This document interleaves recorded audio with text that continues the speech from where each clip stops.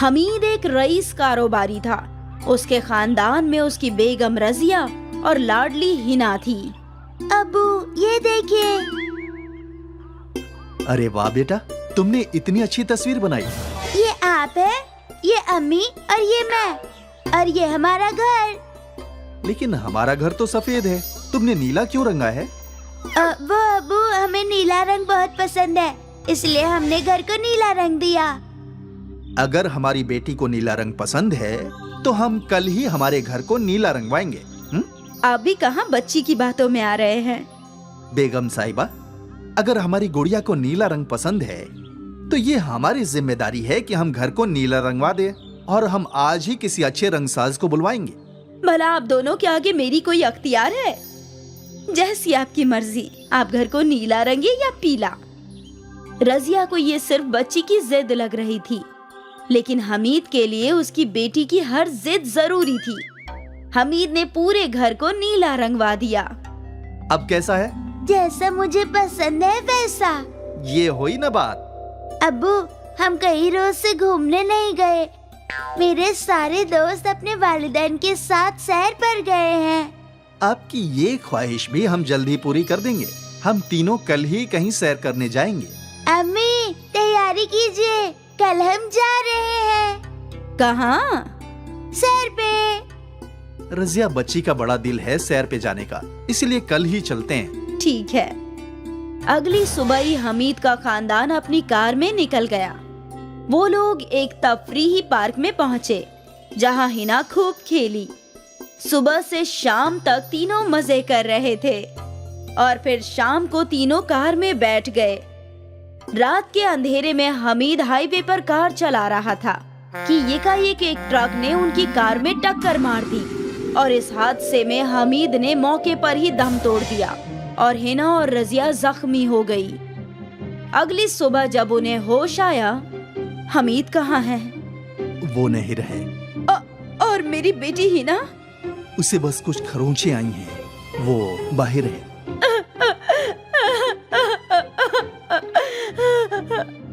آپ کے سر پر گہری چوٹ ہے، آپ کو آرام کرنے کی ضرورت ہے.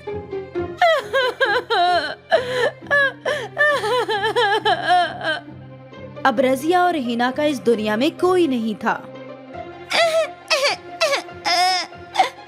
کچھ روز بعد اسپتال سے ڈسچارج ہو کر رضیہ گھر پہنچی تو اسے ایک آدمی نے روک لیا.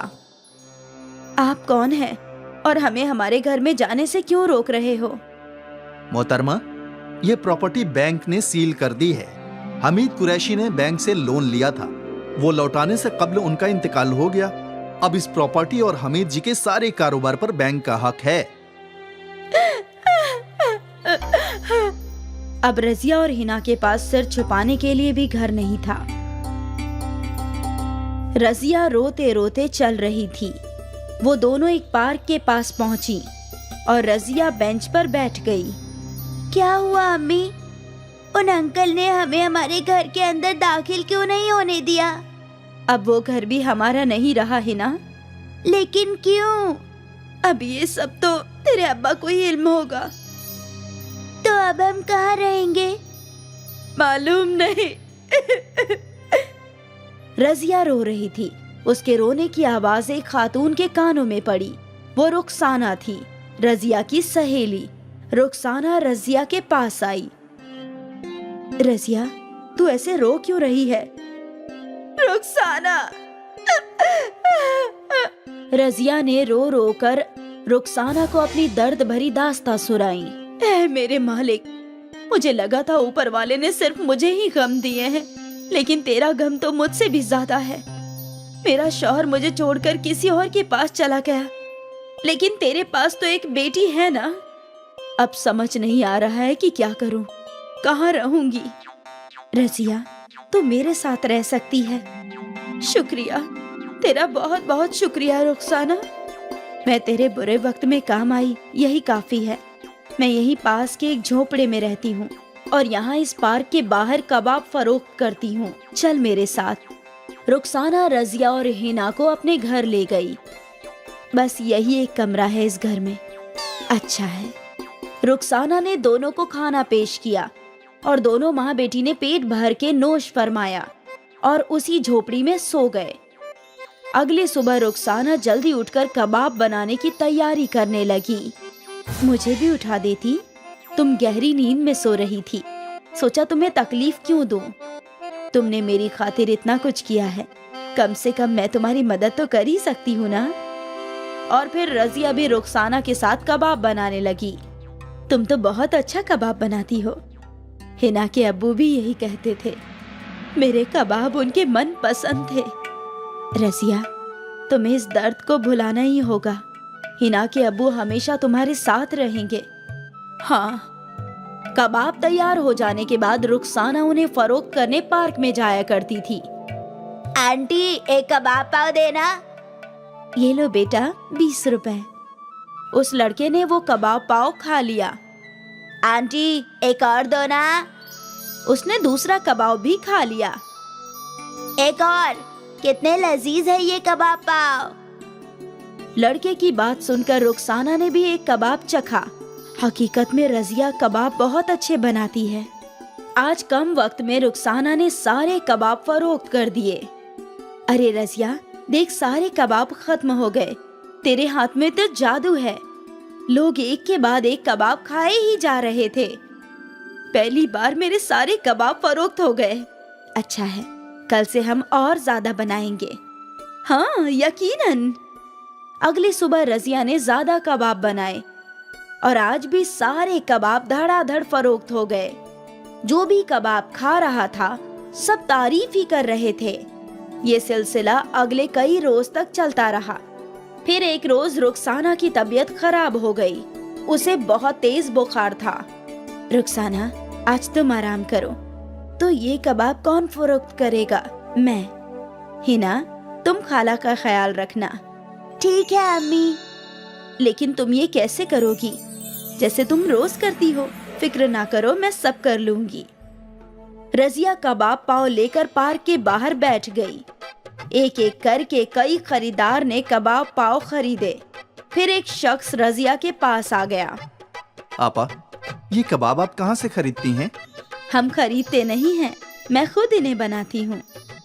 इतने जायकेदार कबाब मैंने कभी नहीं खाए। मैं सुशांत हूँ, मैं एक इवेंट कंपनी में काम करता हूँ। क्या आप हमारी इवेंट्स के लिए ऐसे ही कबाब बनाएंगी? हाँ हाँ, क्यों नहीं। सुशांत ने रजिया को अपना कार्ड दे दिया। आप मुझे कल सुबह कॉल कर दीजिए, मैं आपकी रोज की फरमाइश दे दूंगा और हमारे मुलाजिम आपके घर पैसे की अदायगी कर कबाब ले जाएंगे। जी ठीक है। ये सुनकर रजिया बहुत खुश थी। रात को घर पहुंचते ही उसने सारी बातें रुखसाना और हिना को बताई। ये तो बहुत अच्छी खबर है रजिया। अगली सुबह रजिया ने सुशांत को कॉल लगाया और उसने 1000 कबाब की फरमाइश दे दी। रजिया, रुखसाना और हिना ने मिलकर कबाब बनाए और फिर कंपनी के मुलाजिम को कबाब देकर पैसे ले लिए। ये कारवां चलता रहा। सुशांत रोज रजिया को कबाब की फरमाइश देता था। रजिया और रुखसाना की कमाई में इजाफा हो गया था। अब उन दोनों ने एक अच्छा और बड़ा घर ले लिया। हिना वापस स्कूल जाने लगी। रजिया और रुखसाना ने और कई ख्वातिनों को काम पर रख लिया और इस तरह कबाब पाव ने तीनों की किस्मत सवार दी। മഹാരാഷ്ട്രയിലെ ഒരു ഗ്രാമത്തിലായിരുന്നു മീനുവിന്റെയും രാജുവിന്റെയും വീട്. അവരുടെ അച്ഛനും അമ്മയും ചെറുപ്പത്തിലേ മരിച്ചുപോയിരുന്നു. അതുകൊണ്ട് അമ്മൂമ്മയാണ് അവരെ വളർത്തിയത്. ദരിദ്രരായതുകൊണ്ട് അവരുടെ വീട്ടിൽ ഗ്യാസ് സിലിണ്ടർ ഇല്ലായിരുന്നു. 3 പേരും രാവിലെ തന്നെ കാട്ടിൽ പോയി വിറക് ശേഖരിക്കുമായിരുന്നു. മീനു, നീ ഇതുവരെ എത്ര വിറക് ശേഖരിച്ചു? ഞാൻ 15 വിറകുകൾ ശേഖരിച്ചു. ബുദ്ധൂസ്, നിനക്കാണെങ്കിൽ 10 എണ്ണല്ലേ കിട്ടിയുള്ളൂ. അമ്മൂമ്മ ഇവള് നുണ പറയുക. ഇവൾ 10 കഷ്ണമേ കൂട്ടിയിട്ടിട്ടുള്ളൂ. എന്നിട്ട് എന്റെ 5 വിറകുകൾ കട്ടെടുത്തതാ. നിങ്ങൾ ഇങ്ങനെ വഴക്കിടാതിരിക്കൂ. രണ്ടാളും ഇങ്ങനെ മത്സരിച്ചുകൊണ്ടിരിക്കുന്നത് എന്തിനാ? അവനവന്റെ ജോലിയിൽ ശ്രദ്ധിക്ക്, അതിൽ സന്തോഷം കണ്ടെത്ത്. ഒരു ദിവസം രാജുവും മീനുവും അമ്മൂമ്മയും വിറക് കഷ്ണങ്ങൾ ശേഖരിക്കുകയായിരുന്നു. അപ്പോൾ അവർക്ക് ആരോ കരയുന്ന ശബ്ദം കേൾക്കാനിടയായി. ഈ ശബ്ദം ആ തടാകത്തിൽ നിന്നാണല്ലോ വരുന്നത്. വാ, പോയി നോക്കിക്കളയാം. ഏതെങ്കിലും ക്രൂര മൃഗങ്ങളാണെങ്കിലോ?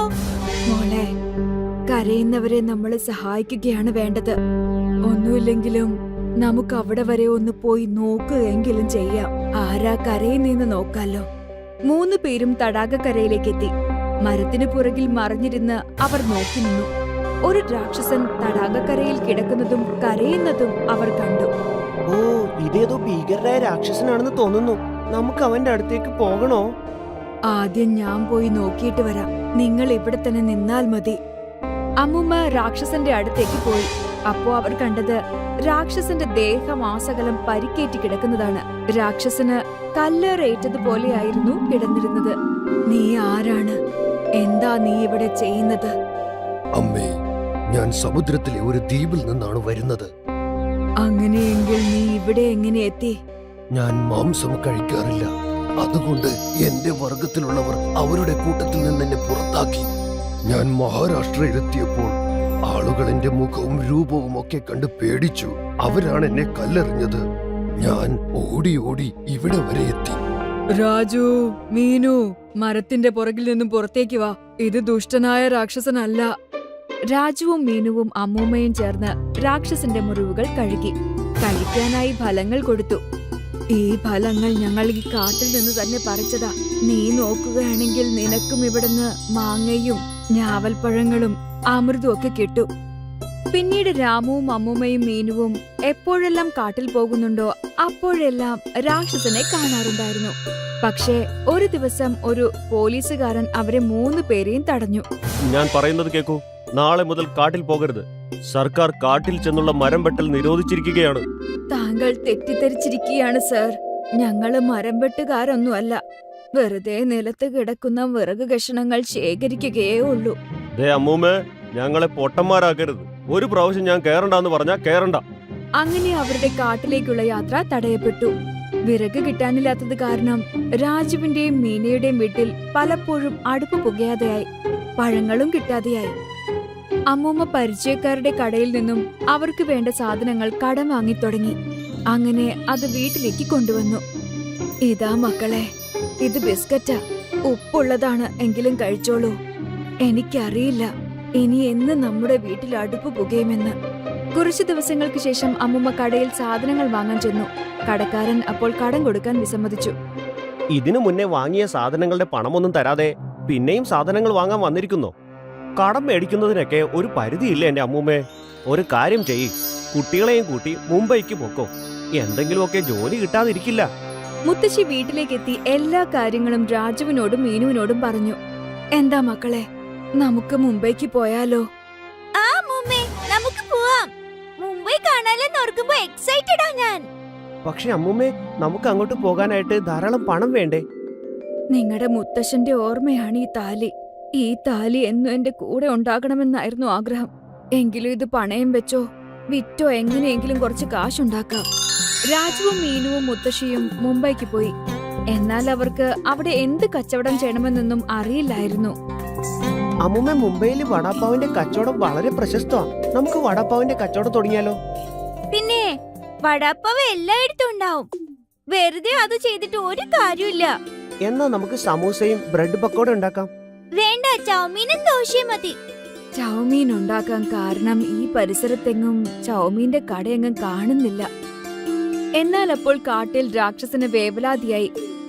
കാട്ടിലേക്ക് രാജുവിനെയും മീനുവിനെയും കാണാതായിട്ട് ദിവസങ്ങളായിരുന്നു. എന്താ പറ്റിയതെന്നറിയില്ല. രാജുവും മീനുവും അമ്മൂമ്മയും എന്നെ കാണാൻ വരാത്തത് എന്തുകൊണ്ടാ? എന്നെ പേടിച്ചിട്ടാകുമോ? അതോ എന്നോടെന്തെങ്കിലും വഴക്കുണ്ടായിരിക്കുമോ? എന്തായാലും ഞാൻ ഒരു തവണയെങ്കിലും അവരെ പോയി കണ്ടേ തീരൂ. ഒരു ദിവസം രാക്ഷസൻ കാട്ടിൽ നിന്നും പുറത്ത് നാട്ടിലേക്ക് വരാൻ ശ്രമിച്ചു. എന്നാൽ അവൻ പോലീസിന്റെ കണ്ണിൽ പെട്ടു. രാക്ഷസന്റെ പിന്നാലെ തോക്കും കൊണ്ട് അയാൾ പാഞ്ഞു. രാക്ഷസൻ ഓടി കുളത്തിൽ ചാടി. എന്നിട്ട് വെള്ളത്തിൽ മറിഞ്ഞു കിടന്നു. അങ്ങനെ ഇത്തവണ അയാൾ രക്ഷപ്പെട്ടു. പോലീസുകാരൻ അവിടുന്ന് പോയതും രാക്ഷസൻ പുറത്തേക്ക് വന്നു. എനിക്കെന്തെങ്കിലും സംഭവിച്ചാലും രാജുവിനെയും മീനുവിനെയും അമ്മൂമ്മയെയും കണ്ടേ മതിയാകും. അവരെന്തെങ്കിലും പ്രശ്നത്തിൽ പെട്ടിരിക്കുമോന്ന് അറിയില്ലല്ലോ. അവര് 3 പേരും വലിയൊരു പ്രശ്നത്തിൽ തന്നെയായിരുന്നു. കാരണം അവരുടെ ചൗമീന്റെ കച്ചവടം ആകെ കുഴപ്പത്തിലായിരുന്നു. അവരുടെ കടയുടെ അടുത്ത് വേറെ 2 പേർ കൂടി ആ കച്ചവടം തന്നെ തുടങ്ങി.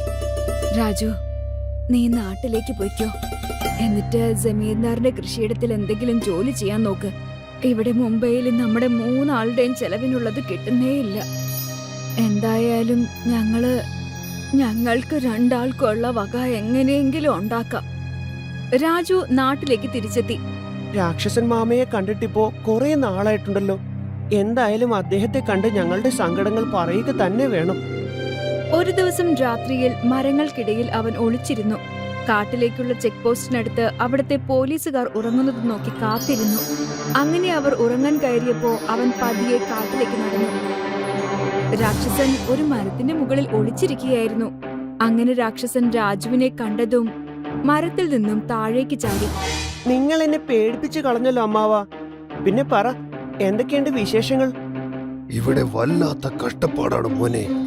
ഈ സർക്കാർ ഉദ്യോഗസ്ഥന്മാർ എപ്പോഴും കാട്ടിലേക്ക് കയറി വരും. അത് കാരണം എനിക്ക് എപ്പോഴും ഒളിച്ചിരിക്കേണ്ടതായി വരും. നിങ്ങൾ 3 പേരും എങ്ങോട്ട് പോയതാ? ഇത്രയും ദിവസമായിട്ടും ഇങ്ങോട്ട് വരാഞ്ഞതെന്താ? ഞങ്ങൾ മുംബൈക്ക് പോയിരിക്കുമായിരുന്നു.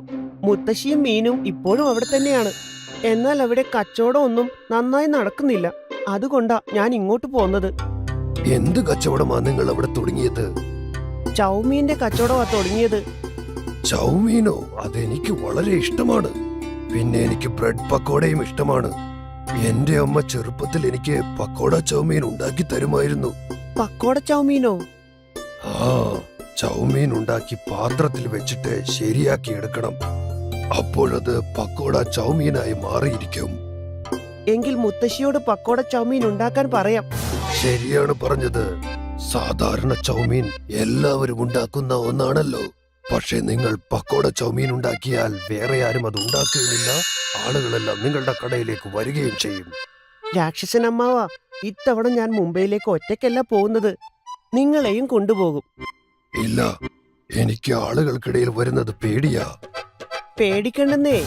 ഞാൻ ആളുകളോട് പറഞ്ഞോളാം മാമൻ ആരെ ഉപദ്രവിക്കാത്ത നല്ല രാക്ഷസനാണെന്ന്. രാജു പിറ്റേന്ന് തന്നെ പോലീസുകാരോട് സംസാരിച്ചു. അങ്കിൾ, കാട്ടിലൊരു രാക്ഷസൻ താമസിക്കുന്നുണ്ട്. ദയവ് ചെയ്ത് അദ്ദേഹത്തെ എന്റെ കൂടെ വിടണം. ഈ രാക്ഷസന്മാർ നമുക്കെല്ലാം അപകടമാ. അതുകൊണ്ട് അവനെ കൊന്നിട്ടേ ഞാൻ അടങ്ങൂ.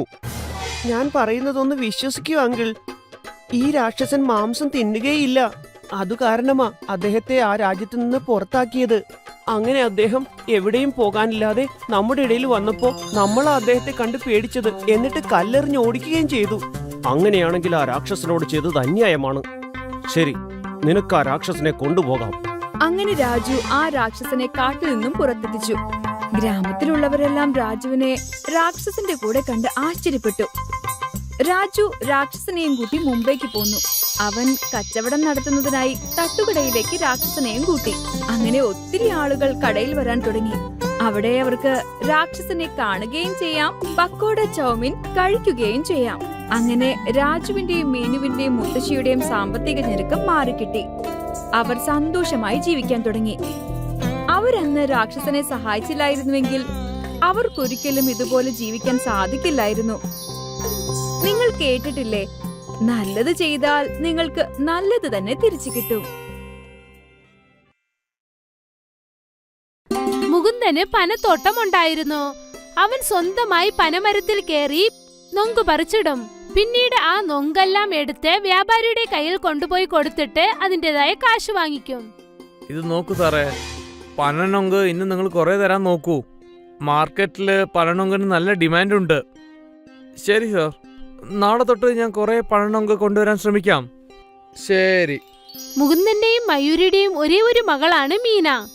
മീന, നീ എവിടെയാ ഉള്ളത്? ഇത്രയും സമയം ഇവിടെയായിരുന്നു. ഒരുപക്ഷെ ഫ്രണ്ട്സിനോടൊപ്പം കളിക്കാൻ പോയതായിരിക്കും അവൾ. പക്ഷെ നിങ്ങൾ എന്തിനാ അവളെ തേടുന്നത്? അവള് പനനൊങ്ക് കഴിക്കണമെന്ന് പറഞ്ഞിരുന്നു. അതുകൊണ്ട് അവൾക്ക് ഞാൻ കുറച്ച് പനനൊങ്ക് വെട്ടി കൊണ്ടുവന്നിട്ടുണ്ട്. വരൂ.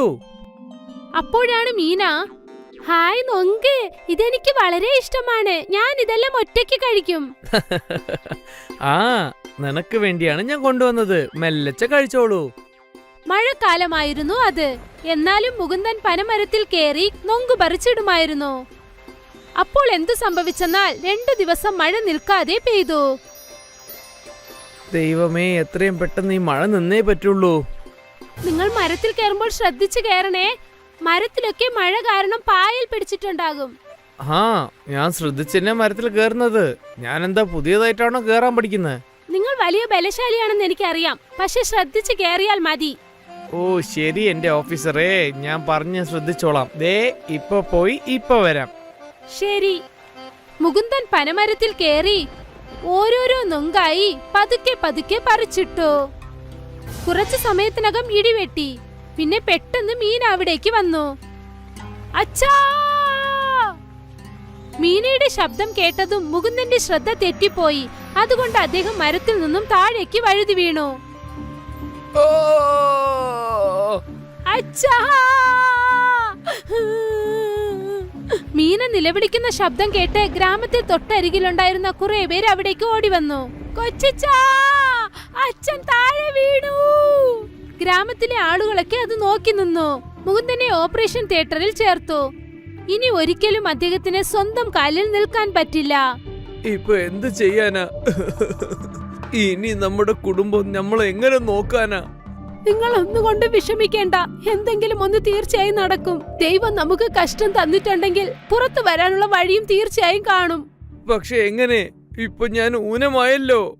ഇതിന് പകരം ആ ദൈവം എന്നെ കൊന്നാ മതിയായിരുന്നു. അങ്ങനെയൊന്നും പറയല്ലേ, നിങ്ങളാണ് ഞങ്ങളുടെ ജീവിതം മൊത്തം. മയൂരിയും മുകുന്ദനും ഒരുപാട് വിഷമത്തിലായിരുന്നു. അവരുടെ ഭാവി എന്താകുമെന്ന് ആലോചിച്ച്. കുറച്ചു ദിവസങ്ങൾക്ക് ശേഷം മുകുന്ദനെ വീട്ടിലേക്ക് കൊണ്ടുവന്നു. അവർ രണ്ടുപേരും ചേർത്ത് വെച്ചിരുന്ന മുഴുവൻ കാശും അവനെ ചികിത്സിക്കാനായി കാലിയായി.